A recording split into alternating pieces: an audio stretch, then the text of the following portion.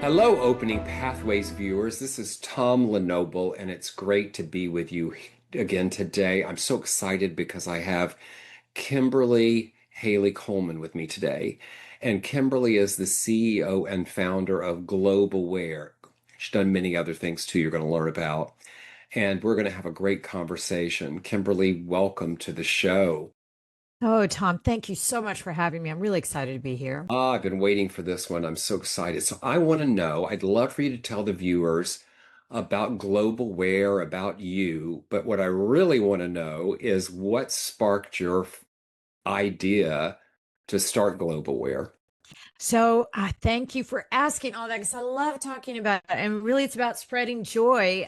It's a really selfish thing that we're doing because of what it does for the people who serve alongside us. But we're really doing short-term service projects all around the world with the idea of promoting cultural awareness and sustainability. It's a huge spectrum of activities.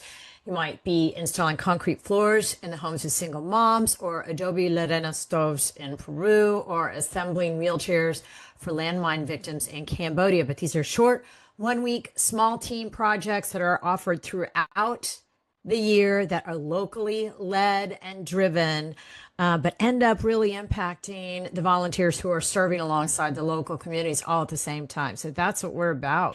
Amazing, amazing. So I need to know, when did you know? When was the first time you knew this is my path? It's interesting because I did a very traditional set of service growing up, Girl Scout type of stuff, things with community service with the school, that kind of thing. Um, and so it wasn't anything that I really set out to do. It wasn't, even though my academic background is really all over the map and my corporate background is too, but I would find myself traveling for work. And since I'd already gotten to do a lot of the touristy things, I really was looking for ways to engage with a community that was beyond that. And I found it was really difficult to find any organization that was capable of taking volunteers short term because it does take time for someone to oversee and supervise a person. So most people seemed really set up only if you're willing to stay, a few weeks. And that's really what lit a fire for me, that, gosh, I really need this as much as or more than somebody who's got their whole summers free. So I started creating my own projects and found that when I would talk about them and come home, that a lot of other people were interested and wanted to do it and would come back with me. And so it was instead of it being one moment, it was a series of moments that I found myself doing it over and over and finding that, oh my gosh, there are other people who want to do this too. So after a couple of years of doing this, I left all my other work and did nothing but this. I can sense how much you love it. I I do. love my podcast with my nonprofit founders and executive directors. It just lights up my life. The thing I know is for especially those of us, I think, that are doing things that are kind of service related to others, but really everybody, but somebody way back when had an influence on who we are today. Who was that for Kimberly? I have so many, and I'm going to just turn my phone because it's making a noise. So I'm going to stop and apologize. One of the thing, I've had so many people. I've been really fortunate to have lots of inspirational influences. I think way back, my grandmother was somebody who, she didn't even graduate from high school, and she was traveling all over the world and places like India, not just Europe. And I remember just going into her house and being just fascinated by all of this evidence of other cultures and then getting to travel with her. So it's interesting. She was one of those formative things from being a little girl. And then I had all sorts of professors that meant the world to me in terms of influence. And then even fellow nonprofit executive directors that I could see what they were doing that was interesting and that had them being mission led that really made me want to do. I've had some really lucky experiences. I'm going to start with my grandmother just because that she was kind of an unusual influence in terms of how she influenced me, particularly given her background. Love this. So tell me, what personal values have guided you from the start? So I would say one of the key ones is cultural awareness, looking at a culture um, to try and understand from the inside its guiding principles, how its compass is pointed. Because I think there's so many times we go about our lives with just this default behind us that we don't even question in terms of why we think a certain way is the right way or a good way to do something. And when you're confronted with other cultures, a knee-jerk response for someone new to that is to judge and to think that well, we'll show you the right way. But the more you look into a culture, it's amazing to me how much that kind of guiding principle will bring you not just knowledge and perspective and empathy, but also joy. So I would say, in terms of a guiding principle, I would just really hope that people are able to stay open to that, to be able to question their own default values and judgment systems. And it's hard to do in your normal everyday life. I mean, I think you can do it. One of the reasons we do ours abroad is when you find yourself in these situations that are very different from whatever you have at home, the food, the clothes, the music, the faith, that it puts you in a place that kind of helps your brain have a new perspective that can be harder to do in your day-to-day, workaday life. Yeah, yeah, yeah, I love it. So tell me, if somebody were to be watching you from way back when, what would surprise them most about Kimberly today? What would surprise them? What a good question. I want to ask people that. I'm going to start saying that at Thanksgiving. Um, what would surprise people? What would surprise them? That is I would love to ask other people too. I don't know quite how to answer that. Perhaps that, something crazy that I did that maybe when I was little, it would be hard to imagine. But I dragged my kids. They're out of the house and grown now. But when they were little bitty, and I mean just a couple weeks old, I was dragging them all over to what some people would say the developing world. But and people thought that was just crazy in terms of risk and safety and what are they going to eat and what are they going to do. And I always found it's really easy to find fresh fruits and vegetables and rice and also, organic. It's actually something that can be harder to do here in North America to find unprocessed food.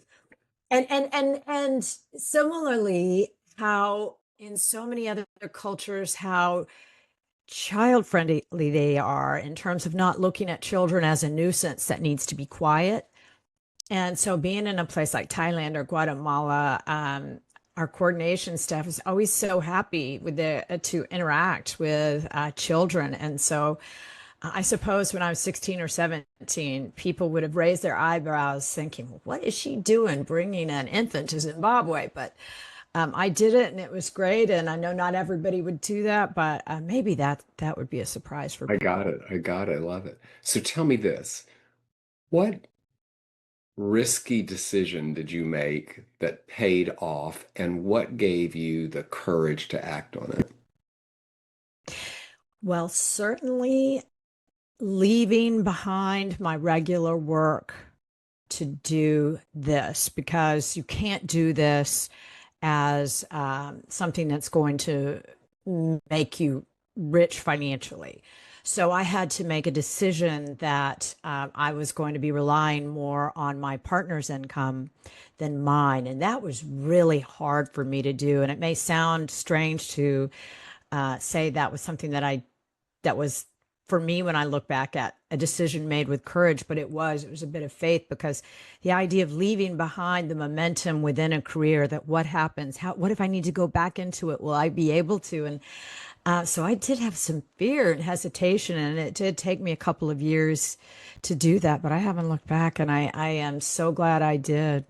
I love this. What's the hardest no you have ever had to say in the business?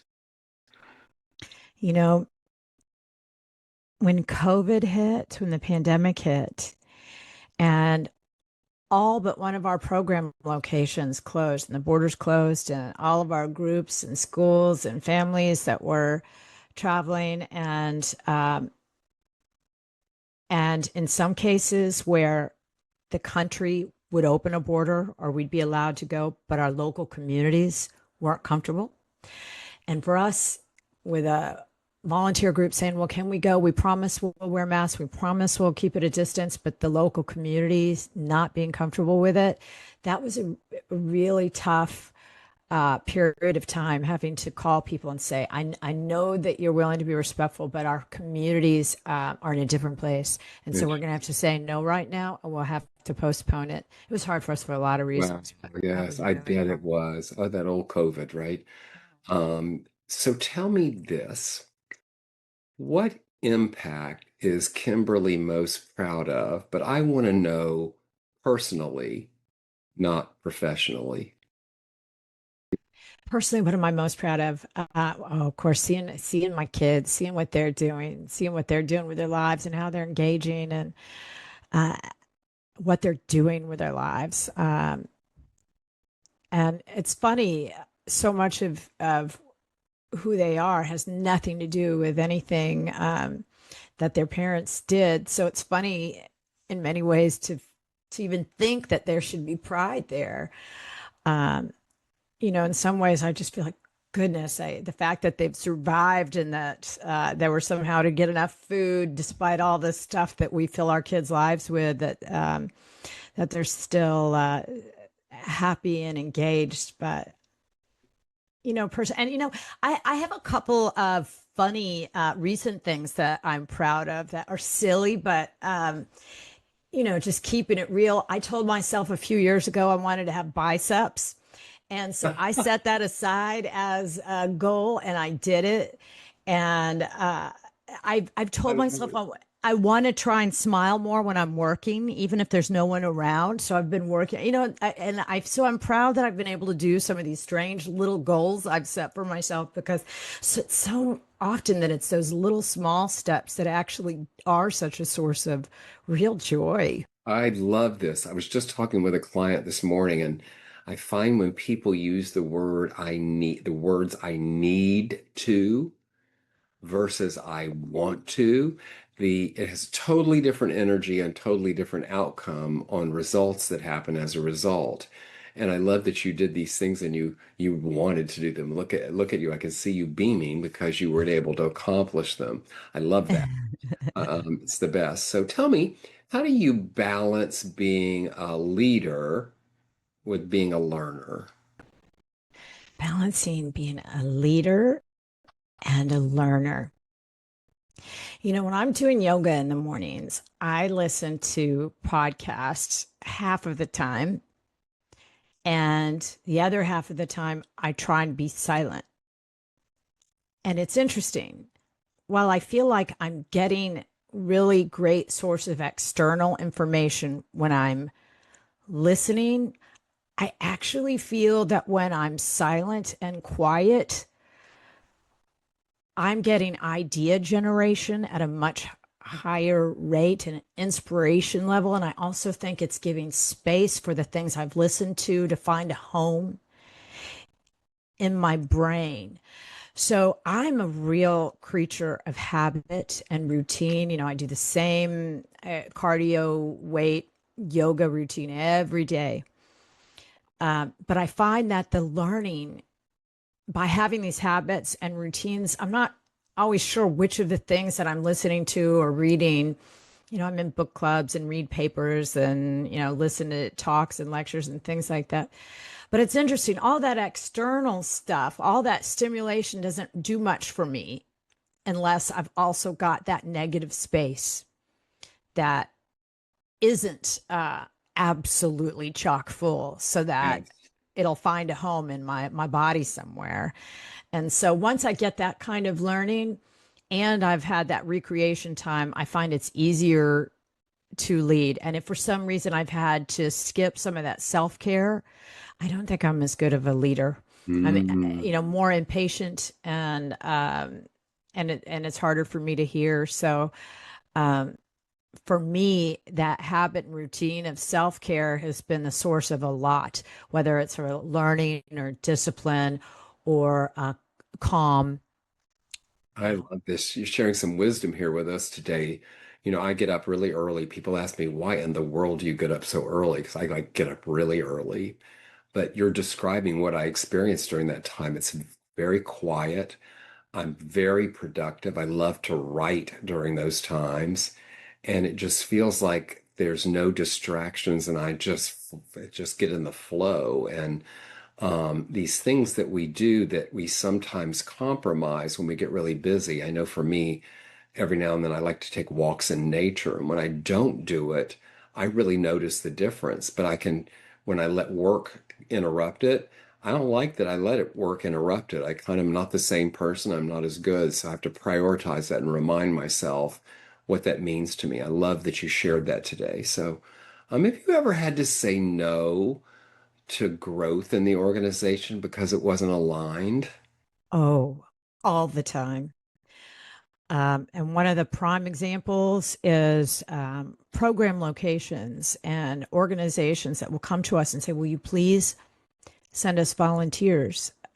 Please come to us here and we will have a program here. And every time that happens, we have to look through a whole set of criteria. How much work has the local organization done identifying their needs and how they want to address them? And are these environments that are safe enough for our volunteers? Are they going to be meaningful enough projects? Are they going to be culturally expansive? I mean, we have a whole list of criteria, and it can be hard to find uh, a real alignment with those two things. And so we have to say no all the time. And it's heartbreaking because um, anybody's coming and reaching out to you saying they want somebody to come and serve in your community. Of course, you want to be able to say yes.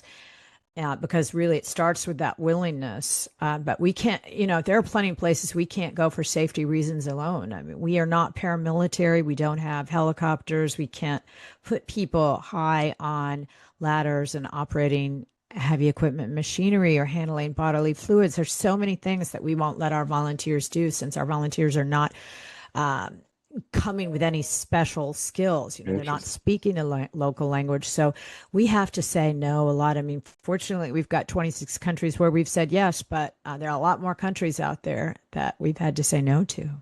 Wow. You know, how do you move through burnout or moments of uncertainty? What does Kimberly do? So if I don't go into the field and interact with the volunteers and communities with a regular basis, I do get burned out because obviously from the US side of this, sitting in the corporate office when we're looking at liability insurance and medical insurance and hiring and firing and processes and all the paperwork and looking over financials and all that, that's not where the joy is for me. And yet it's all very necessary for leading an organization. So I have to have those touch points with some regularity to keep me really connected to our why. And without that, boy, burnout can happen quick. Yeah. How do you define success beyond metrics? You know, when we come back to our communities, all of which we have long-term relationships with, we're sending a group there pretty much every other week throughout the year. When we see their open arms, happy, grateful stance to see us, so that we know that what we've done was great and appreciated and meaningful and that they want more interaction with Mm. us, that is success for me. We are not obsessed, this is going to sound awful, with productivity. We know what projects we're going to do and with what group numbers. We know exactly how many we're going to do. But it is not our uppermost concern because the local community is faster and better at making every single thing we do. We are only partners. We are equals on all of these projects, Mm. and they're going to get done whether we're there or not. So if the local community is going to stop and take a moment to chat and sing a song or have a cup of coffee, we're going to do that too. and some really very characteristically North American productivity focused volunteers can be uncomfortable the first time that happens, thinking, wait, I don't want to stop. I don't want to stop. So, yeah, that's what I'd say. I love that. What's your boldest vision for global wear in the next 5 years? So I tell you, if I could wave a magic wand, what I would do is I wish somebody could invent air travel that doesn't have a large carbon footprint. That would be in my fantasy world what we could do. It would also mean that we could have our local communities more easily see other parts of the world, because that's a big missing piece right now. While we bring a bit of the world to our communities, most of the people in the communities where we work do not have the ability, whether they don't have the passports or the resources to do the reciprocal thing and see the communities that where the volunteers are coming from. So while that's my vision, I don't see that, or my fantasy, I don't see that happening in the next few years.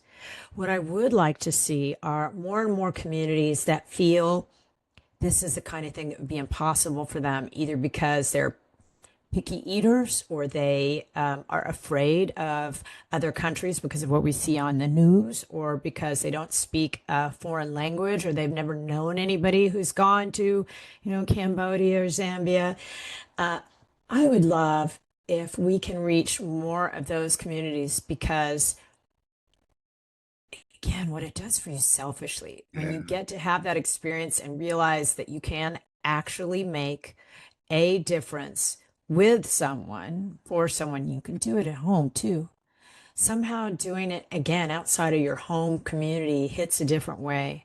So, in the next few years, I'd like to find more and more ways that would have, and because more employers are enabling this kind of service, we are reaching corners that we had not been reaching previously, whether it's through that contribution matching or paid VTO that's happening by a lot of employers. We are seeing an upswing, fortunately, enabling populations that might not otherwise think to do this. Well. So tell me, what shifts are happening in culture today that light you up? Mm, that's a challenge, because we're seeing some shifts in culture that are challenges right now. But Without a doubt. yeah, well, I guess we're seeing all of it. But some of the shifts that we're seeing, well, in the last 10 to 15 years, we've certainly seen an uptake in corporate social responsibility programs, and certainly younger generations that are asking of their employers, if they're trying to be corporate, have responsibility programs, if they're looking at the environment and climate change. And I think that this is happening more on a personal, company by company level than certainly any sort of government structures we're seeing. But it's really good to see that it's being taken up in the private sector in a larger way than it was, 20, 25 years ago. And certainly schools, we've seen a real change in how they're addressing service. For a long time, we saw programs that were called community service or just service projects. And now, by focusing more on impact and exchange, I think we're at a richer, deeper place. Instead of just going and cleaning up the beach, which is helpful, uh, getting a chance to see the actual impact that you're making on someone as a part of your approach to a project, so that it's not just isolated and meaningless, but that you feel more inspired by what's at the root of it. And certainly with young people, I feel like the direction they're going in Yeah. is more on social impact.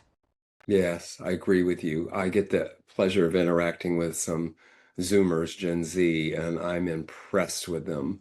I'm Mm. impressed about, I know every generation gets labeled being lazy and whatever attributes we assign to them. But just like when I was a kid and you were a kid, we were all trying to find our way. But I love some of the things they're focused on, which is being concerned, with mental health, service to others, where and how we get work done as opposed to the rigidity that we've all seen before. I'm excited for it and our culture today. Tell me this. What are you most hopeful about for the world today? I feel like we're at an inflection point with all the globalization and AI tools that are out there that we can maximize these tools so that we are more empathetic and connected with one another, so that we don't see each other as enemies. That when you get to know each other, you're not likely to want to bomb them. But if you just see them as a character, um, or the name of a country or something on TV, it's really easy to have that other, the black and white vision that is not accurate. And so I really hope that we're able to use these tools because we have so many more now than we would have 40 years ago. I mean, Yeah. even something as simple as you want to call someone on the other side of the planet using WhatsApp. Imagine that 40 years ago. I didn't even call my parents regularly when I was in a dorm in college because we all shared a dial-up phone in the hallway. And that has changed. So we have real capabilities of making these connections and learning about each other. And so I hope that we're really going to make a lot with these I tools. hope so too. We're all so much more the same than we'll ever be different. And I think similar to some of your thinking, I love to go when I travel and get with the local people, eat the local food, find out what the local customs are. It it fires me up much more than the tourist spots that people go to see. It's just I find it more engaging and it reminds me just again how much more we're all the same than we'll ever be different. Tell me this. How does Kimberly personally renew or reinvent yourself as a leader of this organization? So when I am on location for our programs, I get a real opportunity to sit person to person, not just with our communities, but with our coordination staff. And our coordination staff is the magic sauce for us. They're the people who are from that community that are communicating between the community and our volunteers, making sure that we have the materials, all of that. They're the ones that are really keyed into what's happening right now.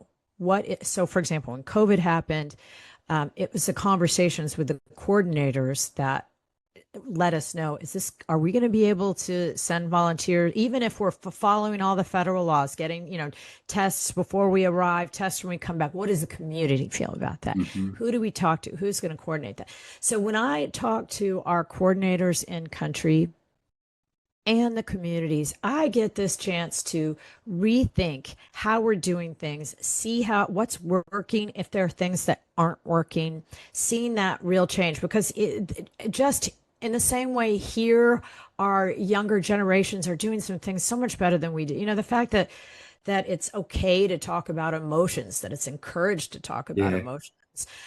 In the same way, this evolution is happening in different ways all over the planet, and it's really hard to figure this out just with email and WhatsApp. So when I'm able to have those person-to-person connections, I feel that's when I grow personally. Because like anyone else, it's the experiential learning that is just 100 times more powerful than other ways of learning. I'm like anyone else, and so that's where I get my creation moments, and that moment of getting to feel like I'm getting a bigger vision is that connection to the communities and coordination.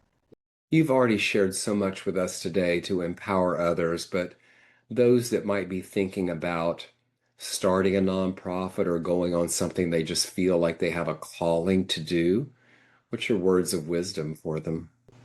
Oh, just not to hesitate, really to, if you have to start small, but don't let hesitation get the better of you. I feel like we probably both see examples all the time of people who feel called to do something, want to do something, and then let their day to day get in the way of that. And it's a natural fear because I think we're all the kind of lifestyle we live here is so busy. We don't lack for distractions and media, everything filling our lives in every way. And yet you can make that space, and really everyone's benefited because it's not just you that's feeling the joy, it's all the other people around you Yeah. that feel the joy bouncing off you. And so we need that. You may not be able to quit your job full time to do this dream, but you can start. And I mean, I feel like this is what I lived. It wasn't something I ever thought I'd be able to do, but here I am, and I'm so grateful that I am. And everyone, has the ability to do it, even if it's starting in little tiny digestible bites. I love it. I have one final question for you. If the little Kimberly was watching this podcast, what would you tell her? Nice biceps. Because I didn't have them when I was little. No, I would tell little Kimberly, I know you don't know what you're going to do with your life, and you've got all these studies and you don't see how they're going to fit together, and these different jobs you've had that have been wonderful and interesting, but they don't seem to fit.